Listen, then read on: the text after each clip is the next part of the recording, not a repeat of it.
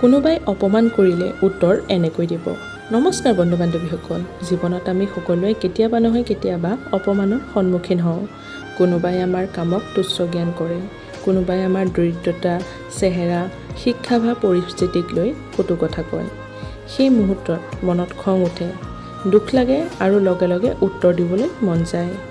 কিন্তু মনত ৰাখিব, প্ৰতিটো কথাৰ উত্তৰ মুখৰে দিয়াটো কিন্তু বুদ্ধিমতা নহয়। কেতিয়াবা নিজৰ সফলতাই আটাইতকৈ ডাঙৰ উত্তৰ হয়। যদি কোনোবাই আপোনাক অপমান কৰে, প্ৰথমে নিজৰ খং নিয়ন্ত্ৰণ কৰক। খঙত দিয়া উত্তৰে বহু সময়ত সম্পৰ্ক ভাঙি দিয়ে আৰু পিছত অনুশোচনা কৰিবলগীয়া হয়। দুৰ্মুহূৰ্তত নীৰৱে থাকক।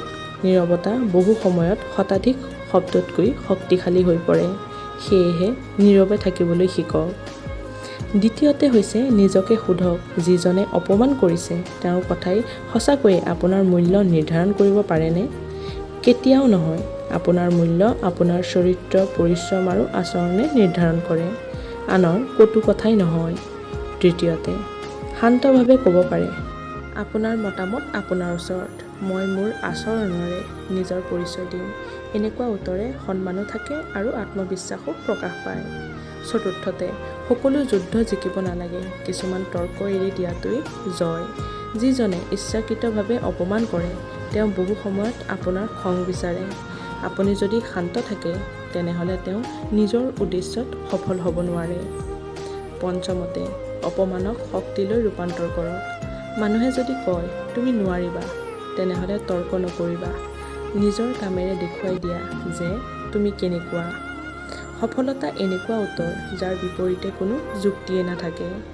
মনত ৰাখিবা, সিংহই কুকুৰৰ ভুকনিৰ উত্তৰ নিদিয়ে, সি নিজৰ পথত আগবাঢ়ি যায়। ঠিক তেনেদৰে মহান মানুহে সৰু কথাত নিজৰ সময় নষ্ট নকৰে। যদি ভুল আপোনাৰ হয় নম্ৰভাৱে স্বীকাৰ কৰক।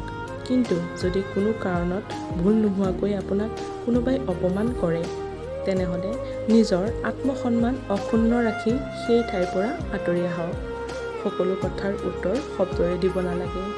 শেষত এটা কথা সদায় মনত ৰাখিব, আপোনাক অপমান কৰা মানুহক ঘৃণা কৰি সময় নষ্ট নকৰিব। নিজৰ সপোন পূৰণত মন দিয়ক। এদিন আপোনাৰ সফলতাই সেই অপমানৰ আটাইতকৈ ডাঙৰ আৰু নীৰৱ উত্তৰ হৈ পৰিব। সেয়েহে এই কথাখিনি সদায় আপুনি মনত ৰাখিব।